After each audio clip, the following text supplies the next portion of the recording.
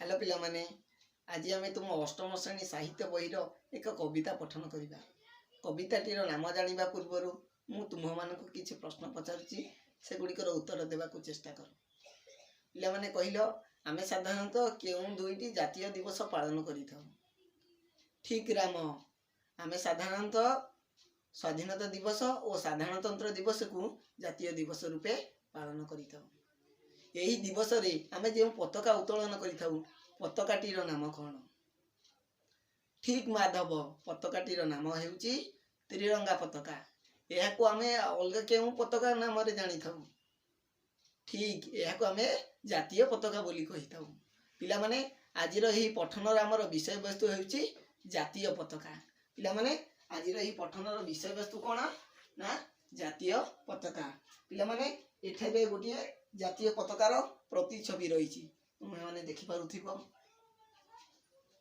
यही जातीय पताका कवितार कवि होउछंती पंडित गोदावरीश मिश्र।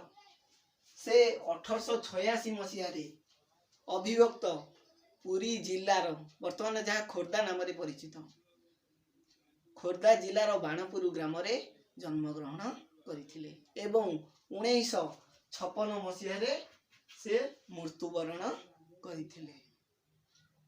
से थिले एकाधार रे जने कवि, गाल्पिक, औपन्यासिक और अनुवादक। से थिले पंडित गोपबंधु दासंकर शिष्य और तांकर सहकर्मी। से थिले सत्यवादी वन विद्यालय जने शिक्षक एवं जातीयतावादी नेता। तांकर रचना गुड़िक मध्यरु आलेखिका, किशलय, गीतायन काव्य अन्यतम। से निजर आत्मजीवनी अर्ध शताब्दी ओडिशा और तहिरे मो स्थान पाई केंद्र साहित्य एकाडेमी पुरस्कार प्राप्त करथिले।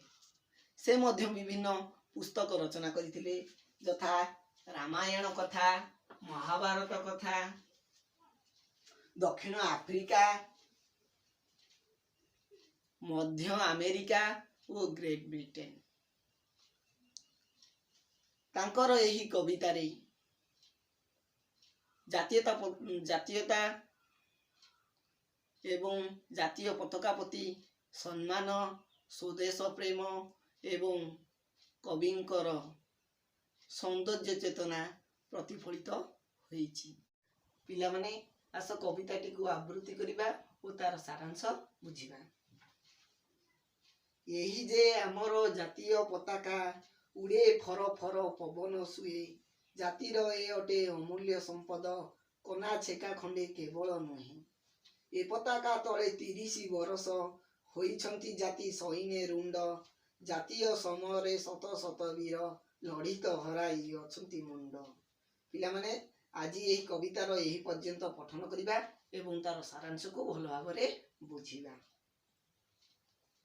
प्रथम पदरे कौन कहिछि ना यही जे आमर जातीय पताका उड़े फर फर पवन सुए। यही होची आमर सेही जातीय पताका जिए कि पवन स्रोतरे फर फर बाजी उड़े। जातिर ए अटे अमूल्य संपद, कना छेका खंडे केवल नुहे। जाति कहिले साधारणतः एठारे समग्र भारतीय मानकु एठारे गोटे जाति सहित तुलना करिसेंती कवि। जातिर ए अटे अमूल्य संपद, समग्र भारतीय मानकर यह अमूल्य संपद अटे। कना छेका खंडे केवल नुहे, साधारण कना खंडिए ये केवल नुहे। ए पताका तले 30 बरस होइछंती जाति सैने रुंड। यही तिरंगा पताका तले वर्ष वर्ष धरी 30 वर्ष पर्यंत होइछंती जाति सैने रुंड। जाति धर्म वर्ण निर्विशेष लोक माने आसी रुंड हुंती। जातीय समरे शत शत वीर लड़ित हराई अछंती मुंड। जातीय समीर कहले साधारणतः भारतर स्वाधीनता संग्राम रे शह शह वीर आसी जोग देई लड़ी बा संग्राम करी निजे मृत्यु मुखरे पड़िछंती बा मृत्युवरण करिछंती। पिला माने एबे जहाँ को पठन कले तार किछि कष्ट शब्द देखि नेबा। अमूल्य, अमूल्यर अर्थ हेउची मूल्यवान। କନା ଛେକା ଖଣ୍ଡେ। କନା ଛେକା ଖଣ୍ଡେର ଅର୍ଥ ହେଉଛି ସାଧାରଣ କନା ଖଣ୍ଡେ। ରୁଣ୍ଡ ହେବା ଅର୍ଥ ଏକତ୍ର ହେବା। ସମରେ ଅର୍ଥ ସଂଗ୍ରାମରେ। ଶତ ଶତ ଅର୍ଥ ଶହ ଶହ। ପବନ ସୁଏ ଅର୍ଥ ପବନ ସ୍ରୋତରେ। ଲଢ଼ି ଅର୍ଥ ଯୁଦ୍ଧ କରି। ପିଲାମାନେ ଆମେ ଏବେ କଷ୍ଟ ଶବ୍ଦ ଦେଖିନେଲେ ଏବଂ କିଛି ତାର ସମାନ ଅର୍ଥବୋଧକ ଶବ୍ଦ ଦେଖିନେବା। ଯେପରି ପତାକା। ପତାକାର ସମାନ ଅର୍ଥବୋଧକ ଶବ୍ଦ କ'ଣ ହେବ? ଧ୍ୱଜ। ସେମିତି ପବନର ବାୟୁ, ଅନିଳ। ପିଲାମାନେ ଏବେ କିଛି ଗୃହ କାର୍ଯ୍ୟ ଦେଖିନେବା। ଗୃହ କାର୍ଯ୍ୟ 1 ନମ୍ବର କ ଦେଇଛି ଜାତୀୟ ପତାକା କବିତାର କବି କିଏ? ପିଲାମାନେ ଜାତୀୟ ପତାକା ଏଇ ଯେଉଁ କବିତାର କବିଙ୍କ ନାମ ଲେଖିବ। ଖରେ ଆମର ଦେଲା ଗୋଦାବରୀଶ ମିଶ୍ର କେଉଁଠାରେ ଜନ୍ମଗ୍ରହଣ କରିଥିଲେ? ପଣ୍ଡିତ ଗୋଦାବରୀଶ ମିଶ୍ର ଯେଉଁ ସ୍ଥାନରେ ଜନ୍ମଗ୍ରହଣ କରିଥିଲେ ତାହା ତୁମେ ଲେଖିବ। ଗରେ ଦେଲା ଜାତୀୟ ପତାକା ପବନ ସ୍ରୋତରେ କିପରି ଉଡ଼ିଥାଏ?